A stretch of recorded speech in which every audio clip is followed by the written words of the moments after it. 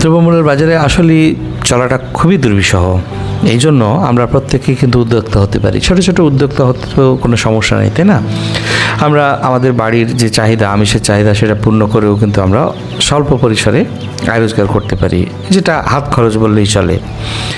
আমাদের বাড়ির অনেকেই কিন্তু ফাঁকা জায়গা নেই, তাই আমরা বাড়ির ছাদে যদি অল্প সংখ্যক সোনালী কিংবা ভালো জাতের মুরগি পালন করি, তাহলে কিন্তু আমরা কিছুটা হলেও বাড়ির যে প্রোটিনের চাহিদা সেটা মিটিয়েও কিন্তু আমরা কিছু আয় রোজগার করতে পারি।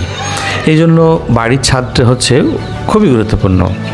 যদি বাড়ির ছাদে আপনি অল্প সংখ্যক মুরগি পালন করেন, এটা থেকে আপনার একটা ধারণা জন্মাবে এবং একসময়তে আপনি বড় উদ্যোক্তাও হতে পারেন। এর ক্ষেত্রে আপনার বাড়িতে মুরগি পালন করার যে অভিজ্ঞতা সেটা কিন্তু হয়ে যাবে। আপনি বিভিন্ন ভিডিও কিংবা পেপার পত্রিকা পড়ে আপনি কিন্তু চাষাবাদ করতে পারবেন না। এই জন্য আপনাকে সরাসরি মাঠে নামতে হবে। মাঠে নামার জন্য আপনার বাড়ির ছাদ খুবই গুরুত্বপূর্ণ একটা প্রশিক্ষণ কেন্দ্র হতে পারে। আপনি বাড়ির ছাদে স্বল্প পরিসরে মুরগি পালন করুন এবং দেখুন আপনি স্বাবলম্বী হতে পারেন কিনা। যাদের বাড়িতে এই সমস্ত জায়গা রয়েছে তারাই কেবল এই কাজটা করতে পারবেন। তো চলুন আমরা বাড়ির ছাদে কীভাবে মুরগি পালন করলে লাভবান হবেন এবং কী মুরগি পালন করা সম্ভব এবং কি করলে আমরা মোটামুটি একটা লাভের অঙ্ক বা লাভের মুখ দেখতে পাবো।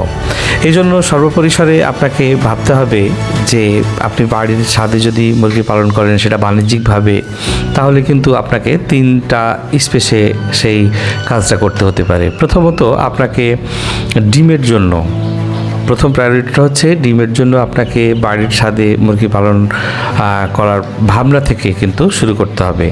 দ্বিতীয়ত আপনি তার পরবর্তীতে কিছু মুরগি আপনি রাখলেন যেটা আপনি মাংসের জন্য বিক্রি করতে পারবেন।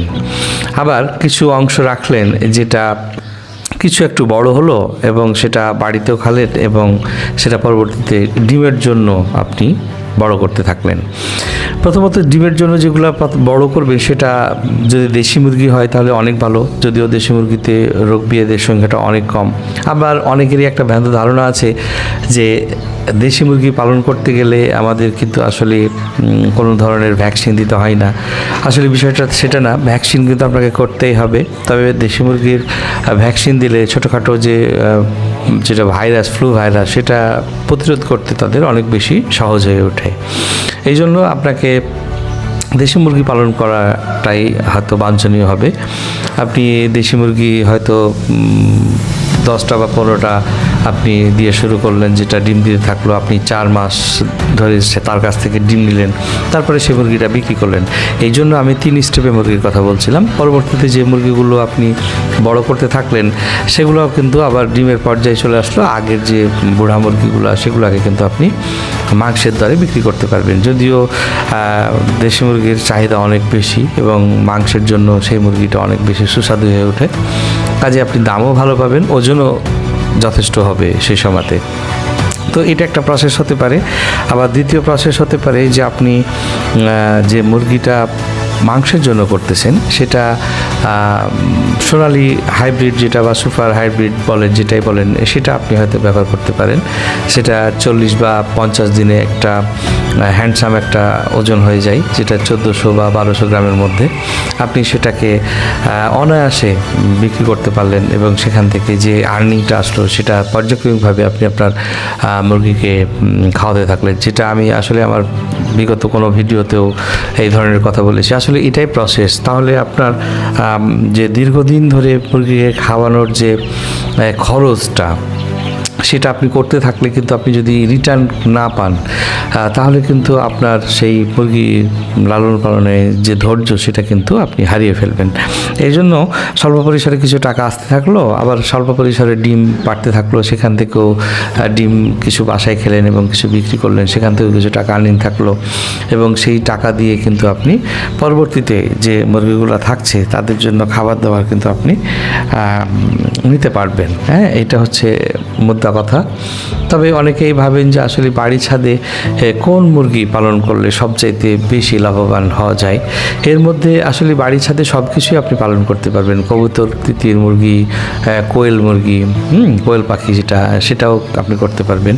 তবে লেয়ারও করা যায়। তবে লেয়ার হচ্ছে সবচাইতে গুরুত্বপূর্ণ, সবচাইতে ভালো, যেটা আপনি বাড়ির ছাদে করতে পারবেন স্বল্প পরিসরে। তবে অনেকেই হয়তো ভাবেন যে বাড়ির ছাদে পোলট্রি মুরগি চাষাবাদ করব, তবে পোলট্রিতে অনেক বেশি রিস্ক, আপনি সমস্যায় পড়বেন এবং পোলট্রির যে বাজার সেটা খুব দ্রুত ওঠানামা করে। সেখান থেকে আপনি লাভবান হতে পারবেন না। যে পরিমাণ খাদ্যের দাম, ফিডের দাম, সেই পরিমাণে আপনি এক সময়তে দেখলেন যে আপনি যে সময়তে মুরগি সেল করবেন সে সময়তে মুরগির দাম অনেক কম, আপনার লাভের অঙ্কটাই থাকবে না।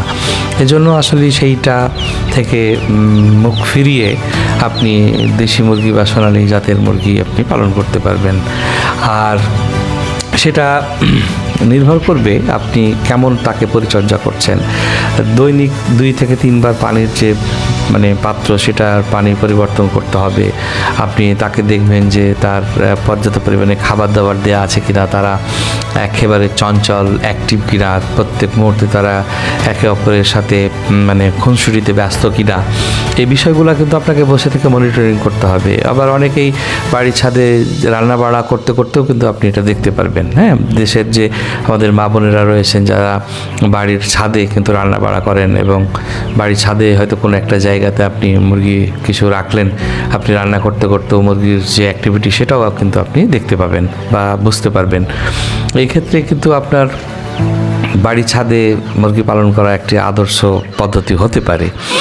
আর আমি আমার এই ছাদে এই মুরগিগুলো পালন করতেছি, যেটা 3 থেকে 4 স্টেপের মুরগি রয়েছে, যেখানে আমি প্রত্যেক দিন দৈনিক আমি কিছু মুরগি থেকে প্রায় আনুমানিক 10 থেকে 12টা করে ডিম পাই।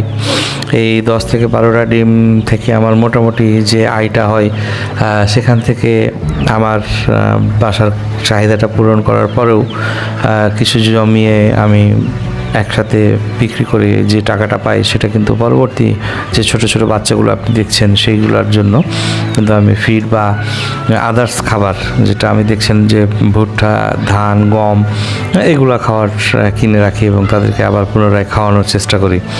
এতে করে আমার বাকি যে ছোটো মুরগিগুলো রয়েছে সেগুলো কিন্তু 1 বা 2 মাসে খুব দ্রুত বড় হবে।